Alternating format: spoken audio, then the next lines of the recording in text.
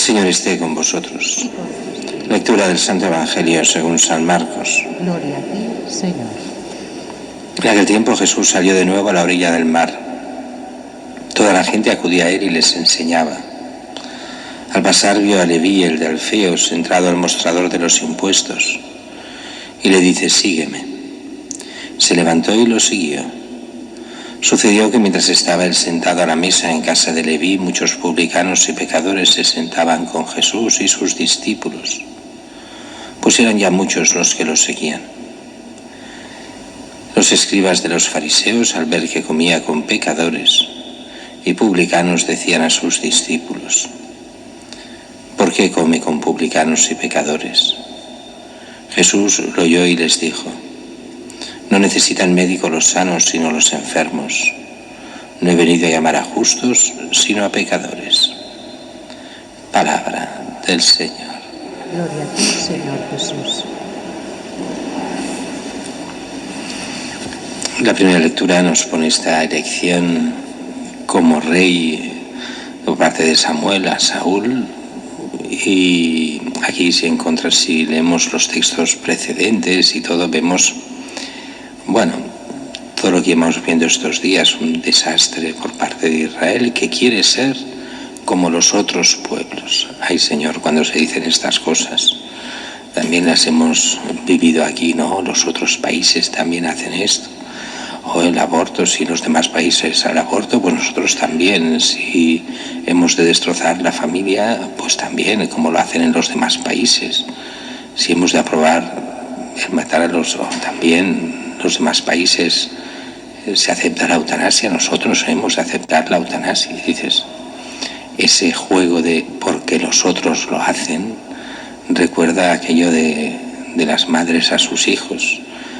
Si tus amigos se tiran por la ventana, tú también, pues eso. Y al final, en el Samuel, que en nombre de Dios pues transige: queréis un rey, pero ya veréis lo que hace el rey. Os exigirá a vuestros hijos y vuestras hijas que trabajen para él.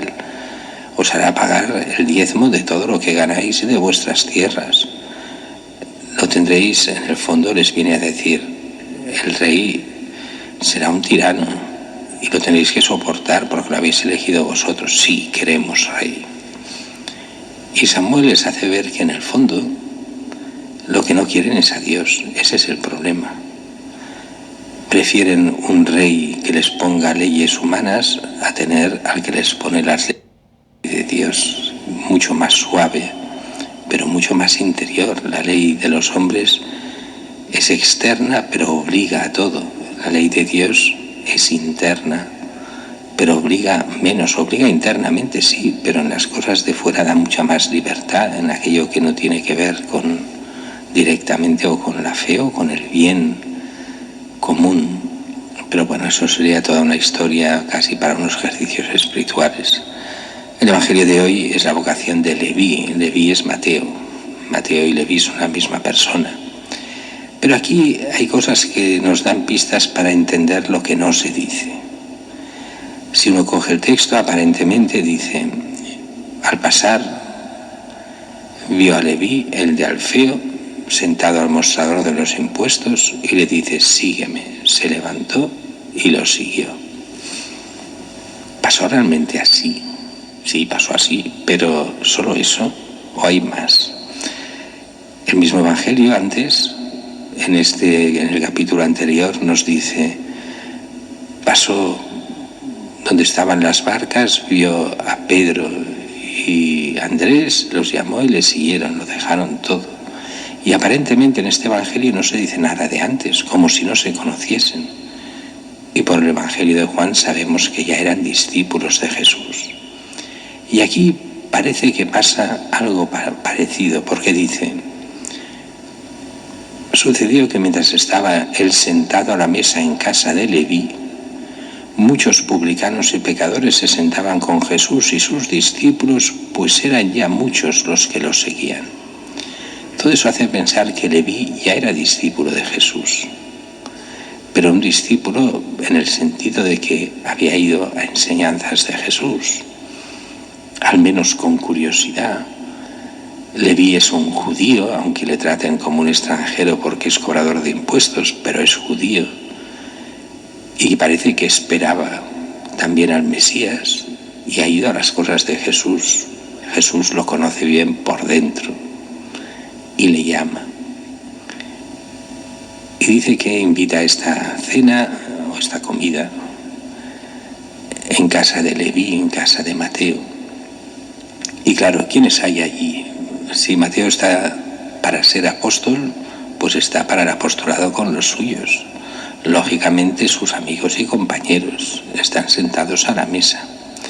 En la mentalidad judía de la época, un cobrador de impuestos es lo mismo que una prostituta, así de claro.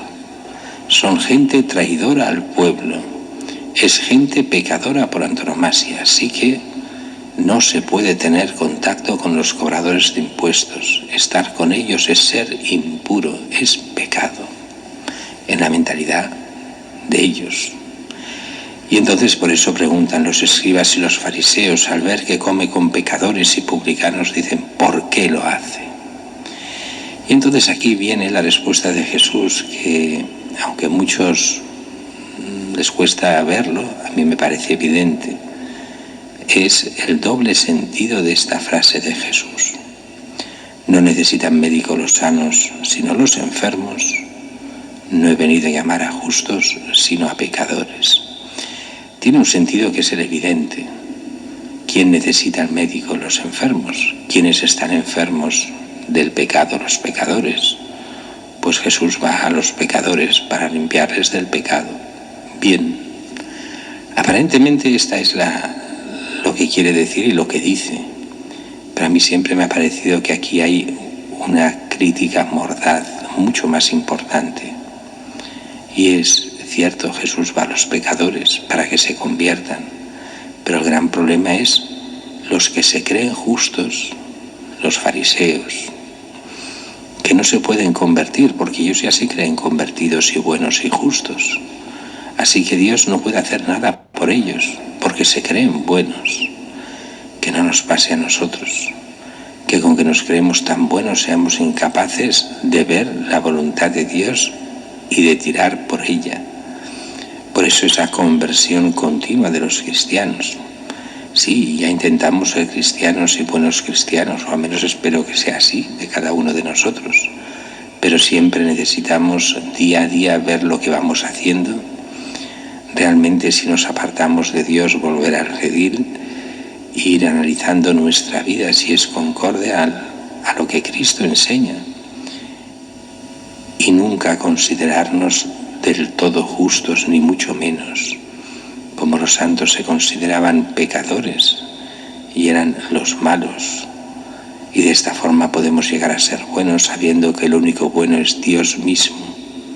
Y acercándonos a Él, siguiéndole a Él, llegaremos a esa bondad que nos puede abrir las puertas a la vida eterna.